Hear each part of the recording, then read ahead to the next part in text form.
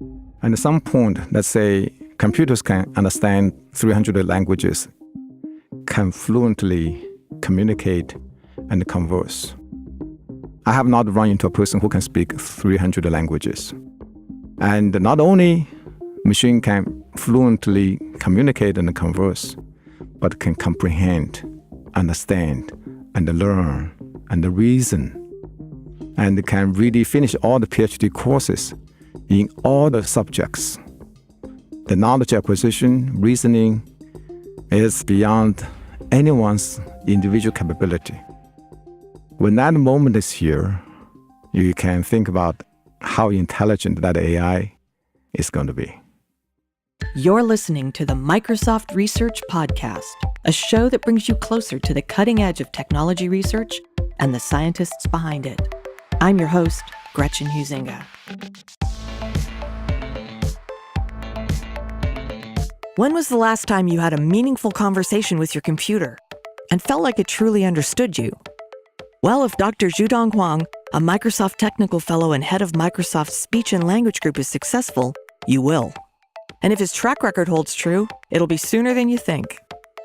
On today's podcast, Dr. Huang talks about his role as Microsoft's chief speech scientist, gives us some inside details on the latest milestones in speech and language technology, and explains how mastering speech recognition, translation, and conversation will move machines further along the path from perceptive AI to cognitive AI, and that much closer to truly human intelligence.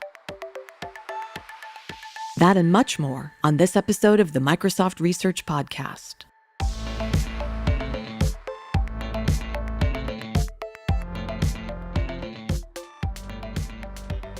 Xuedong Huang, welcome to the podcast. Thank you.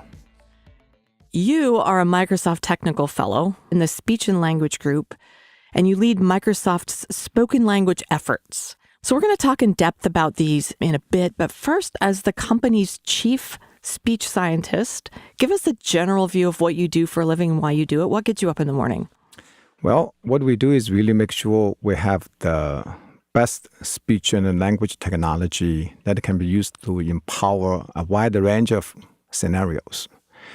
The reason we have a group to do that is really, I feel that, this is not only the most natural way for people to communicate as we're doing right now, but it's really the hardest AI challenges we're facing. So that's what we do, trying to really drive breakthrough, deliver these awesome services on our cloud, Azure services, and make sure we are satisfying a wide range of customers, both inside Microsoft and outside of Microsoft. There are three things, really, if you want to frame this whole thing. Yeah. The first, we have the horsepower to really drive speech recognition accuracy, to drive the naturalness of our synthesis effort, to make sure translation quality is accurate when you translate from English to Chinese or French or German. So there's really a lot of science behind that, make sure the accuracy, naturalness, latency, they are really world class. So that's one. The second one is really, we not only provide technology, we deliver services on Azure that from Office to Windows, Cortana, they're all depending on the same cloud services. And we also have edge devices like our speech device SDK. Yeah. So we want to make sure the speech on the edge and the cloud, they are really delivered in a modern fashion. Mm-hmm. That's the platform in the cloud and the embedded. So that's the second. The platform is modern. The third one is really to show our love to the customer, because we have a wide range of customers worldwide.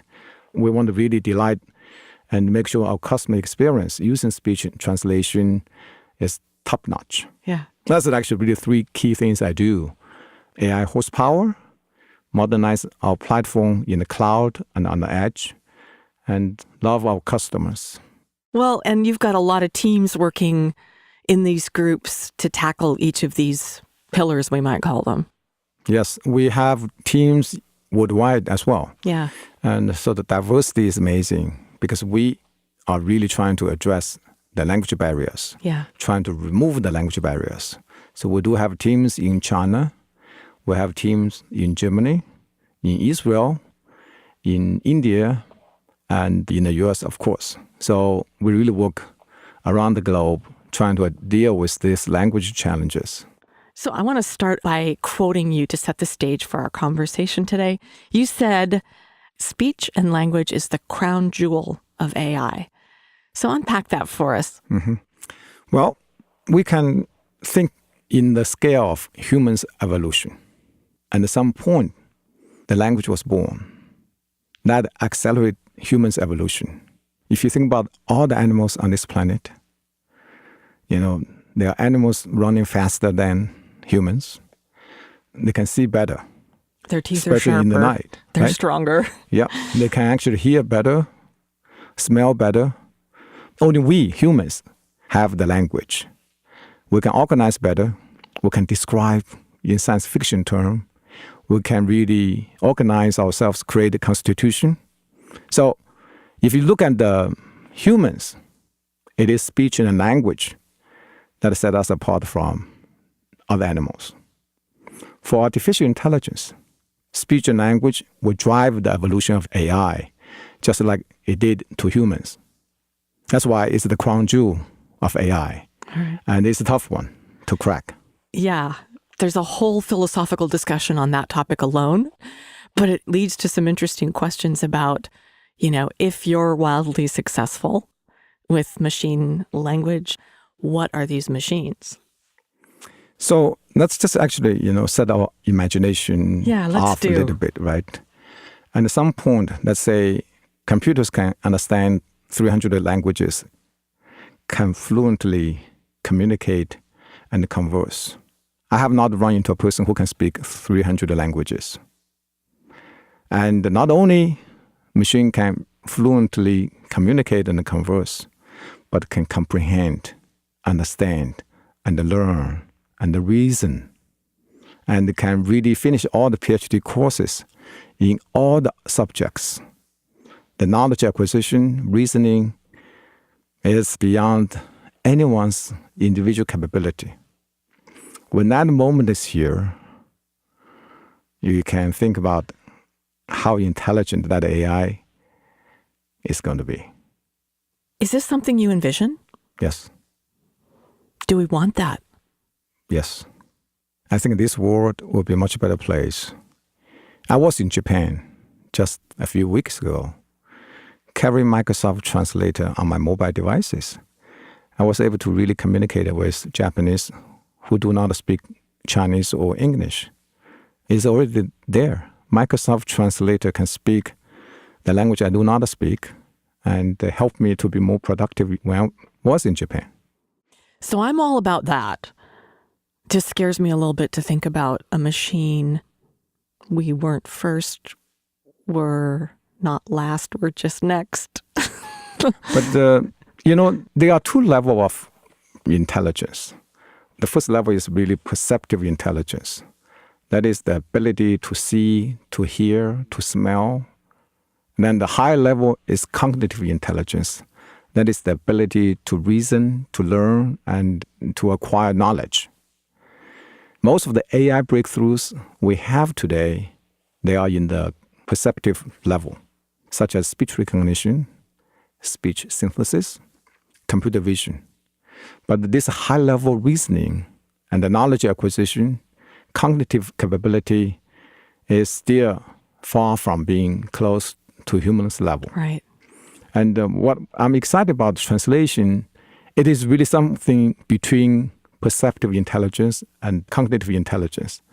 And the fact that we're actually able to really build the success on the perceptive intelligence and expand into cognitive intelligence is quite a journey. And right. I do not know when we're going to reach that milestone. But that one is coming. It's just a matter of time. Well, could take 50 years, but I think it is going to happen. We'll have to come back for another podcast to talk about that milestone, because we're going to talk about a couple milestones in a minute. But first, I want to do a little bit of backtracking, because you've been around for a while and you started in Microsoft research right about the time Rick Rashid was setting the organization up. And speech was one of the first groups that was formed. And That's right. according to MSR lore, the goal of the group was to make speech mainstream. So give us a brief history of speech at MSR. How has the research gone from not mainstream in those early take risks and look far out days to being a presence in nearly every Microsoft product today? Before I joined Microsoft Research, I was also on the faculty and the CMU in Pittsburgh. So Big Rashid was a professor there. I was a junior faculty member. So I was doing my research mostly at the CMU on speech. Microsoft reached out and they wanted to set up a speech group.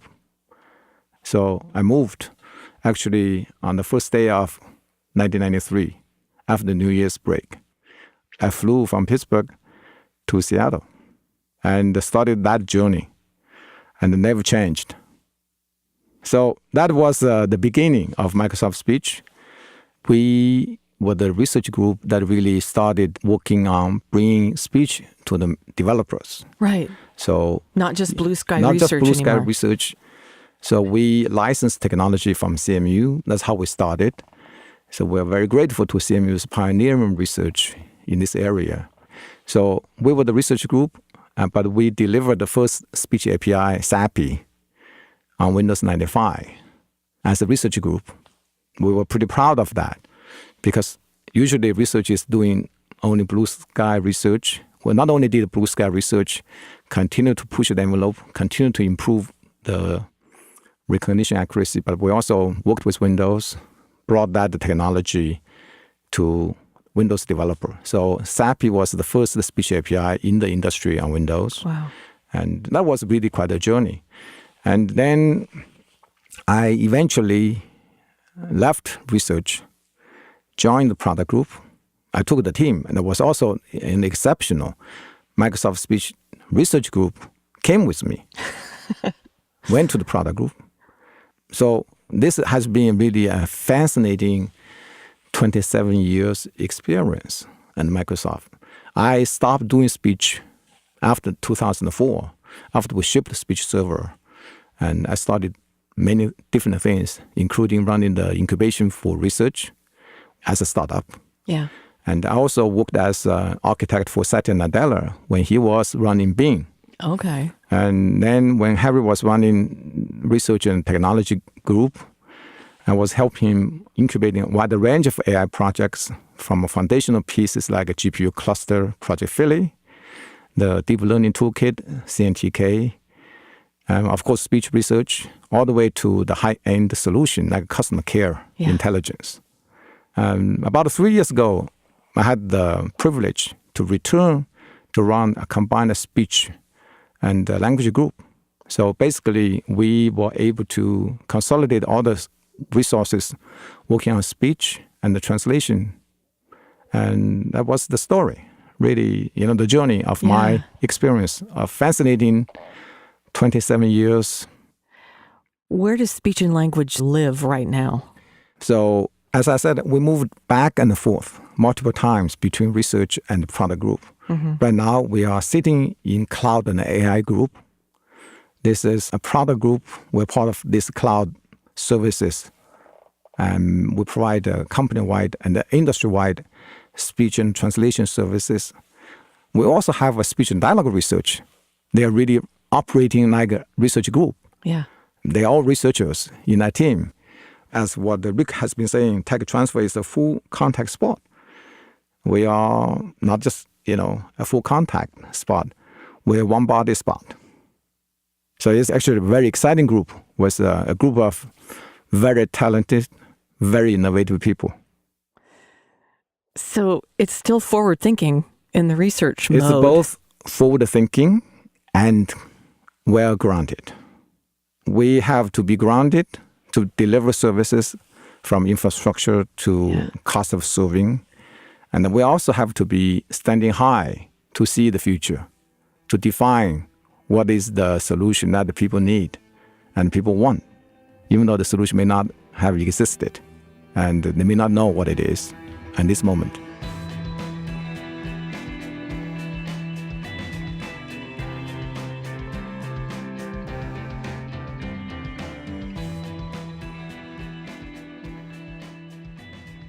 Well, let's talk about some specific research milestones that you've been involved in, and they're really interesting. 3 areas you've been involved in: conversational speech recognition, machine translation, and conversational Q&A. So let's start with the recognition. In 2016, you led a team that reached historical human parity in transcribing conversational speech. Tell us about this. What was it part of? How did it come about? So in 2016, we reached the human parity on the broadly used switchboard conversational transcription task. That task has been used in the research community and the industry probably over 10 years. And 2017, we redefined the human parity milestone. So we're not competing with only one single person. We're competing with a group of people to transcribe the same task. So I would say 2017 is a really historical moment. In comparison to a group of people transcribing the same task, Microsoft Speech Stack outperformed all 4 teams combined together. When I challenged our research group, nobody thought that was even feasible. But in less than 2 years, amazingly, when we had the conviction and the resource and the focus, magic indeed happened. So that was actually a fantastic moment for the team, for science, for the technology stack. That was the first human parity milestone for my personal professional career. So I want to go in the weeds a little bit on this, because this is interesting what you say. In 2 years, nobody thought it was possible, and then you did it. Tell us a little more about the technical aspects of how you accomplished this.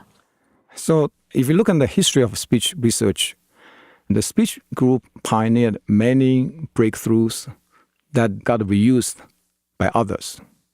Let's take translation as an example. So even for speech, in early 70s, the speech recognition used the more traditional AI, like a rule-based approach expert system. And IBM Watson Research pioneered statistic speech recognition using hidden Markov model, using statistic language model. They really pushed the envelope and advanced the field. So that was a great moment. It was the same group of IBM speech researchers.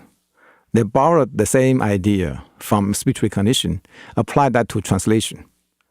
They rewrote translation history, really advanced the quality of translation substantially. And after the hidden Markov model, it was deep learning that started with speech recognition, neural speech recognition. And once again, translation borrowed the same thing with neural machine translation that also advanced.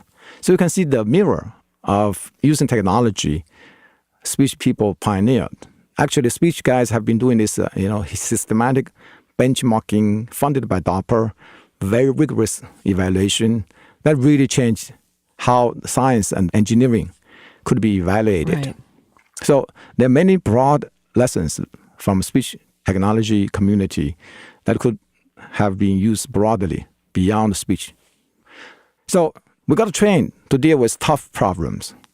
It's no wonder the same group of people could have achieved this historic milestone.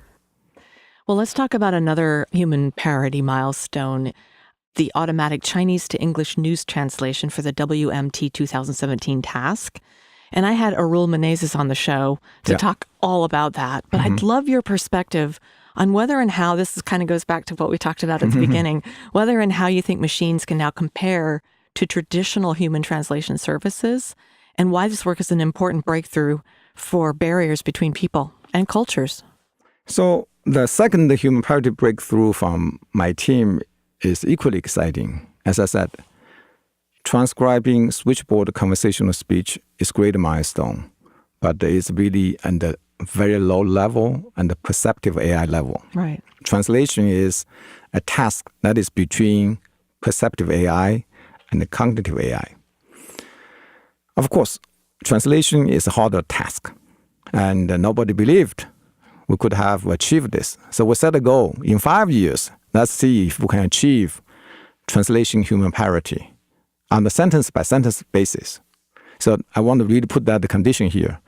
When human, like you and me, translate, we look at the whole paragraph, we have the broader context, we do a better job. So we limited ourselves because for the broadly used WMT, which is just news translation measured on the sentence by sentence level. It's broadly open research public benchmark. Even for that one, we thought it could have taken 5 years. So we applied the same principle, built on the success we had on transcribing switchboard speech recognition. But this time, we actually went one step beyond. We partnered with Microsoft Research Group in Beijing because it's a Chinese to English translation. So across Pacific, multiple teams in Microsoft Research Asia worked together days and nights. Yeah. Amazingly, this group of people surprised everyone. We delivered this in less than a year, reaching human parity on the historical translation level, better than professional people on the same task as measured by our scientists. So this time, really, we did something magic. I'm very proud of the team. I'm very proud of the collaboration. Well, another super interesting area that I'd love to talk about with you is what you call CoQA, and that's CoQA, conversational Q&A. So obviously we're talking about computers having this conversation with us, question and answer. Tell us about the work that's going on in this most human and perhaps most difficult of tasks in speech recognition technology. So this task is pioneered by Stanford researchers. It's even one step closer to cognitive AI. This is really machine reading comprehension task with conversation, with dialogue about the task. Let's say you read a paragraph. Then we challenge the reader to answer correctly with a sequence questions that are related.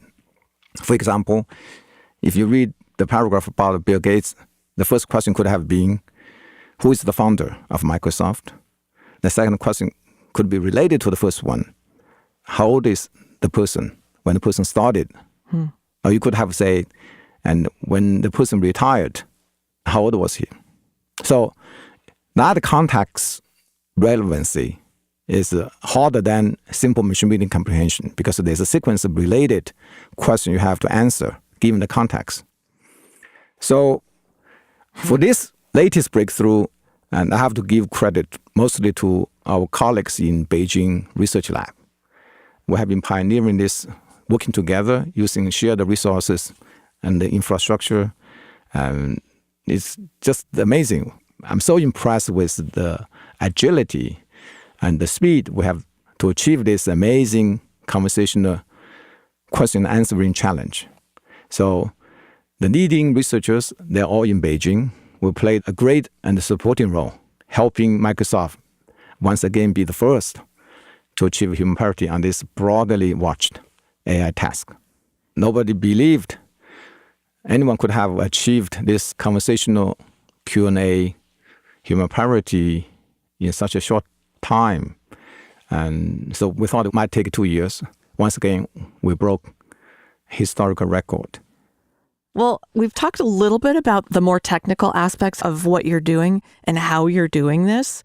So on this last one, are there any other methodologies or techniques that you brought to the table to conquer this Q&A task? So Microsoft has accumulated 30 years of research and experiences in AI, right? The natural language group in Beijing, they have been doing this in the last 20 years. And they have accumulated lots of talents, a lot of experiences. And we basically use the deep learning and transfer learning. Also, we build our success on top of the whole community. For example, Google, they delivered this fascinating technology called BERT.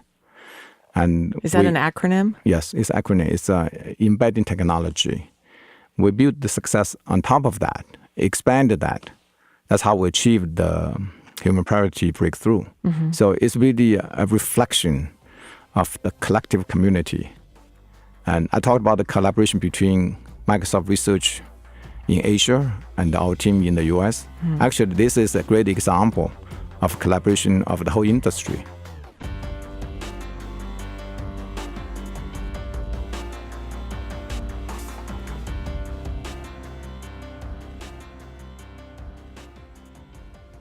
On the heels of everything that could possibly go right, and it's pretty exciting what you've described to us in this podcast, we do have to address what could possibly go wrong if you're successful. Mm-hmm. You want to enable computers to listen, hear, speak, translate, answer questions, basically communicate with people. Does anything about that keep you up at night? Yes, absolutely. My worry is really someday humans can be too dependent on AI. And the AI will never be perfect. AI would have a unique sort of biases. So I worry about that unconscious influence. Right. So how to deal with that is really a broad societal issue that we have to be aware and we have to address. Because just like anyone, if you have an assistant you depend on, you absolutely know how much that assistant can influence you, change your agenda, change your opinion. AI, one day, is going to play the same role. AI will be biased. And how do we deal with that is my top concern. Yeah. If everything goes well, that is really, a top issue we have to deal with. We have to learn how to deal with it. We do not know because we're not there yet. So what kinds of design thinking are you bringing to this as you build these tools that can speak and listen and converse? Because one of the biggest things is that human ability to impute human qualities to something that's not human. I think just, there are enough responsible people working on AI. And the good news is that we're not there yet, right? So we have time to work together to deal with that and make sure AI is going to really serve mankind, not to destroy mankind. So that's my top worry, what keeps me awake. But my short-term worry is really AI is not good enough, not yet. And people, as Bill Gates used to say, always overestimate what you can do in the short term and underestimate the impact in the long term. For this case, we cannot underestimate the long-term impact, long-term milestone. Okay, it's story time. Good. Okay. Tell us a bit about your life. What's your story? What got you interested in research, particularly speech and language technology research, and what was your path to MSR? Good. I was a graduate student in Beijing's Tsinghua University. At that time, my first computer was Apple II. So because Chinese language is not easy to type, so it was very cumbersome. So that necessity brought me to speech recognition. My dream at that time was, as a graduate student in Tsinghua, actually was in AI of Tsinghua's graduate school. Yeah. It was fantastic to have so many professors and the faculty members who had a long-term vision and set up the pioneering environment for us to explore and experiment with. So I finished my master's degree. I was in the PhD program, and I have been working on speech recognition since 1982 because I was admitted to Tsinghua in 1982. That dream to make it easier for people to really communicate with machines never disappeared. So I have been working on this for over 30 years. Even though at Microsoft for a shorter period of time, I stepped out of speech, but I was still doing something related. So I really thought this was a fascinating story. So I got some personal, really interesting story. As I said, it was hard to type in Chinese when I was at the Tsinghua University. And I didn't finish my PhD at the Tsinghua. I went to University of Edinburgh in Scotland. And I did finish my PhD there. But my personal pain point when I first landed in Edinburgh was really, I learned English, mostly American English, in China. It wasn't that good because it wasn't my native language. But listening to Scottish professor talking was always challenging. But I was so grateful BBC had the closed captioning. Oh, funny. So I really learned my Scottish English from watching BBC. And I have to say that automatic captioning technology is available on Microsoft PowerPoint today.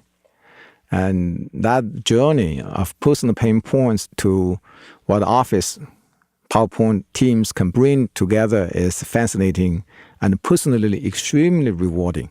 Yeah. I'm so grateful to see the technology I have to work on is going to help many other people who are attending Scottish universities.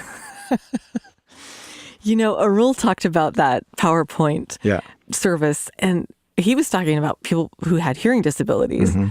You give it a whole new... It's much broader because the language barrier is always there. Not everyone is as fluent. And I host many visitors. Almost every year, I'm hosting Tsinghua University MBA students. And they all learn English. But their ability to converse and listen simply is not as good as native people here. So the simple fact that we are able to provide captioning on the PowerPoint presentation helped all of them to learn and understand it much better. So this is actually a fairly broad scenario without even translating. Just the fact you have captioning will enhance the communication. Right. And we talked earlier about the different languages, and we talked a little bit about dialects, but we didn't really talk about accents within language. I mean, even in the United States, you go to various parts of the country and have a more difficult time understanding, even from your own country, just because of the accent. That's why my Scottish English is a good story. And I hope I still have a little bit of Scottish accent. I hear it. Well, at the end of every podcast, I give my guests the last word. And since you're in human language technologies, it's particularly apropos for you. Now's your chance to say whatever you want to our listeners who might be interested in enabling computers to converse and communicate. What ought they to put boots on for? Working on speech and language. This is really the crown jewel of AI. There's no more challenging task than this one, in my opinion, especially if you want to move from perceptive AI to cognitive AI, to get the ability to reason, to understand, to acquire knowledge by reading, by conversing.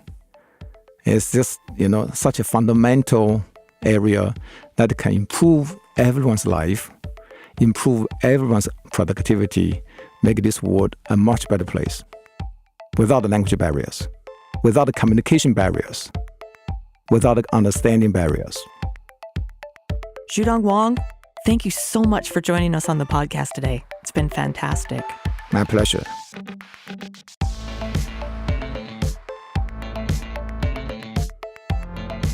To learn more about Dr. Xuedong Huang and the science of machine speech and language, visit Microsoft.com/research.